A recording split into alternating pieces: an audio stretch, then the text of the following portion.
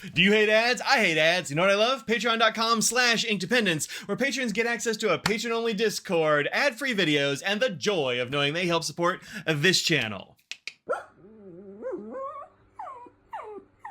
Hello folks, welcome to Inkdependence. I'm Mike, and today I have a really cool pin to show you. This one is on loan to me by a friend and viewer. So hey, friend and viewer, thanks for letting me borrow this pen. It has been great.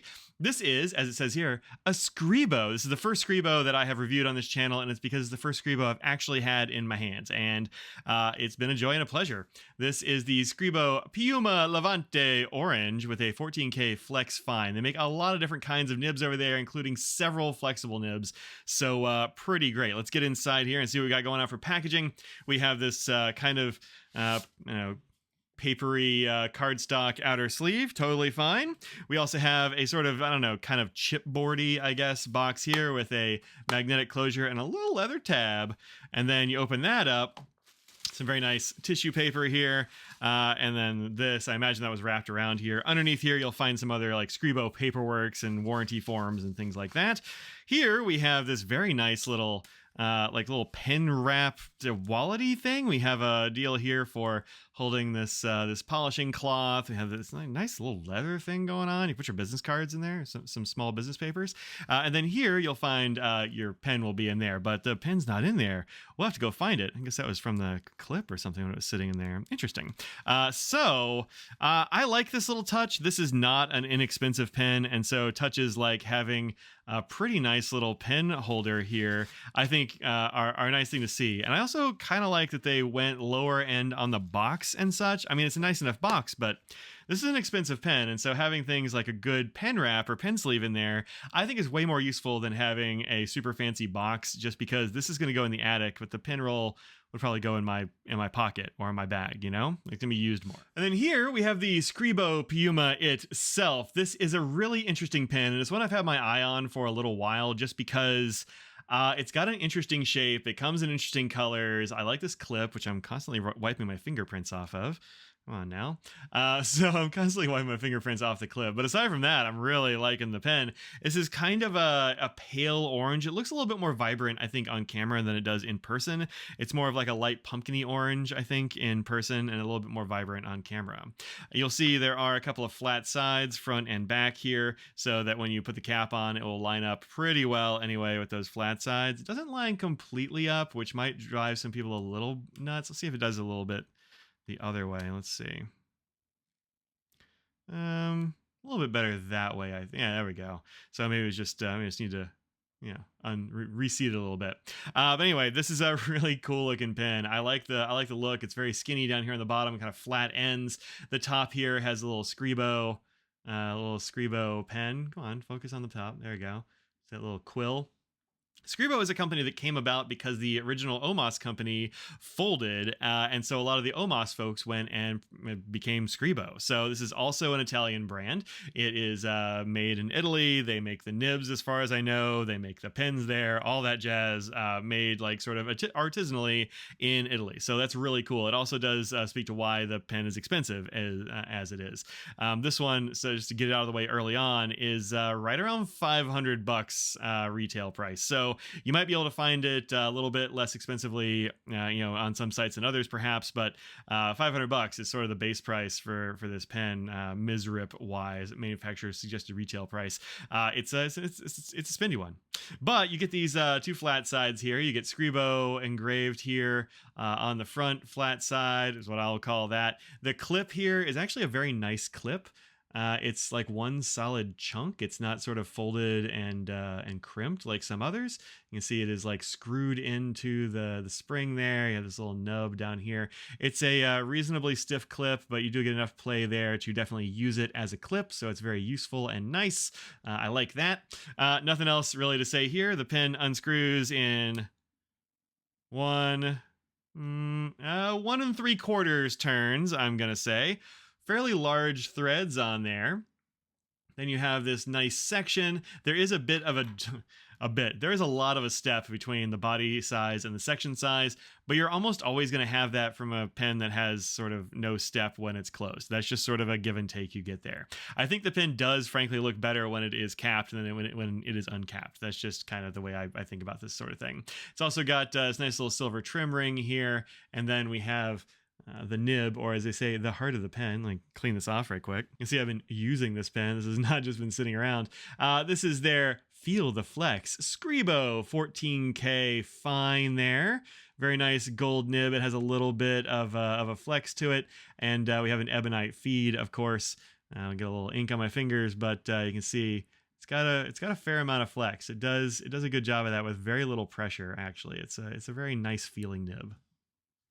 So good stuff there. As far as the diameter for the section and that sort of jazz, it's a very comfortable section, which is between 11 and 11.7 millimeters, depending on where you're holding it here, but it's very gradual. It almost doesn't even look like it gets wider, but it does get a little bit wider. So a very comfortable pen to hold. It definitely goes back past the web of my hand, so it's long enough, and it does post. It posts okay. I wouldn't say this is a pen that I would want to post very much.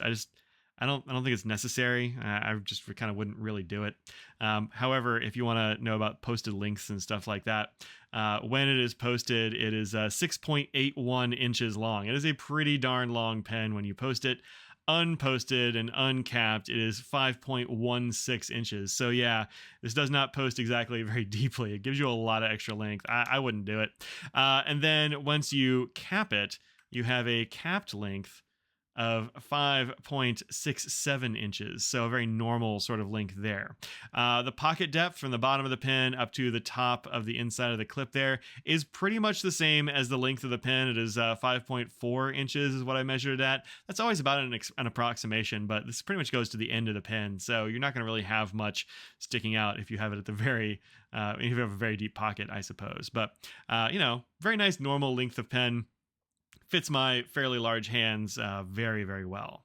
All right, let's go ahead and take a look at it next to a bunch of other pens and then do a little writing sample here.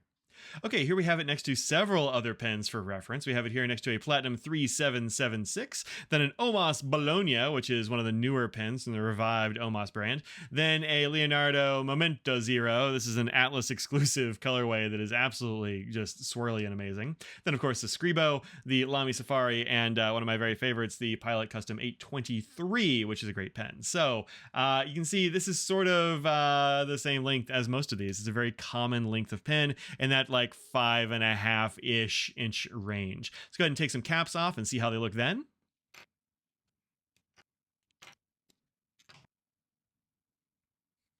Okay, here we have them with the caps off. We've got our 3776 from Platinum, our OMAS Bologna, the Leonardo Momento Zero, the Scribo that is the subject of this here video, our Lamy Safari, and the Pilot Custom 823. So you'll see that it is pretty well the same length as well as the 823 and the OMAS. The others are a little bit shorter. 3776, always one of the smaller pens once you take the cap off there, but these are all like within the same kind of range, this one being a fair amount shorter. So very comfortable length, I think. All right, let's do a little writing sample here. As I said, I have been waving this one around for a while, so we'll see how it starts up.